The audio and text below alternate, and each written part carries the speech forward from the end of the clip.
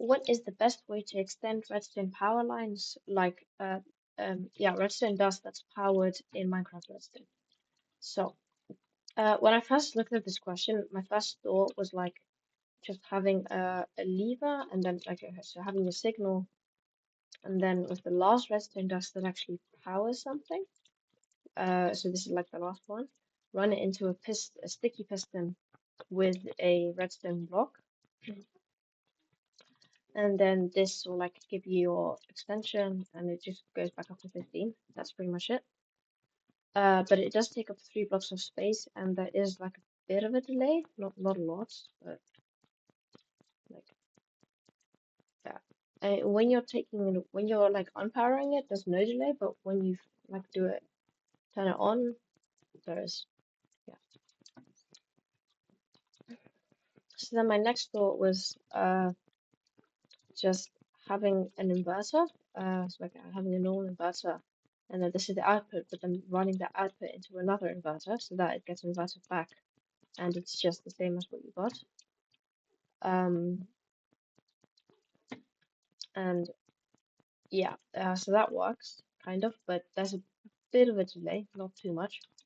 So that's like one issue, and also another issue is that it takes one, two, three, 4, 5 blocks like down, like 5 blocks, but yeah, 5 blocks of space, and also 2 blocks down in addition to that. And since we're in a super flat world, the block below is bedrock, so yeah. You can use this, but I wouldn't recommend it. Just like stay to the end to find the best method that I found. Um, so then my next thought was just with comparators. But that's just really funny. But that works because with comparators, however much you input into a comparator, like in the back, is the amount that it will always output the same amount. So here, this is a signal strength of 1. It's 1, doesn't go any further, and it goes into the comparator, and then it outputs it back again, and then I just have like another comparator, and then I just have this loop, or like yeah, um, I just have that, and then so that kind of works, but there's like a delay because for each comparator to turn on, which makes it look like this, and it's really funny. But what that means is, like in your circuit, the more comparators you have to extend redstone lines, the longer it's going to take for your circuit to like work. And if you're using like a circuit that's heavy on timing, then your circuit's just not going to work. So then my conclusion was repeaters, because no matter how much you put into a repeater, it will always give an output of 15, and it only takes one repeater, like one block. So that's pretty nice.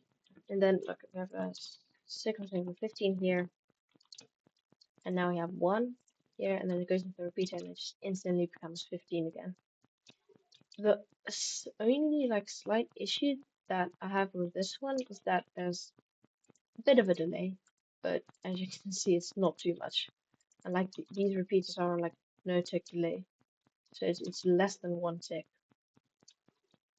delay, and yeah, it's a bit of a delay, but I think it's still like the best way. So yeah, that's it for like that part of the video. And then if you're wondering what this lectern is doing here, then I thought I might tell you like a bonus. If you have a lectern with a book in it, and on every page of the book you have the page number. So like on page 1 you have 1, page 2 you have 2, 3, 4, 5, 6, 7, all the way up to 15. And then if you put a comparator behind it, then the comparator will output whatever page you're on. Will output a signal strength of whatever page you're on. So as you can see, it's 15 now. And then if we go back here, we look over to page 1. It's a signal strength of 1, and then like we can go 5 maybe. And yeah.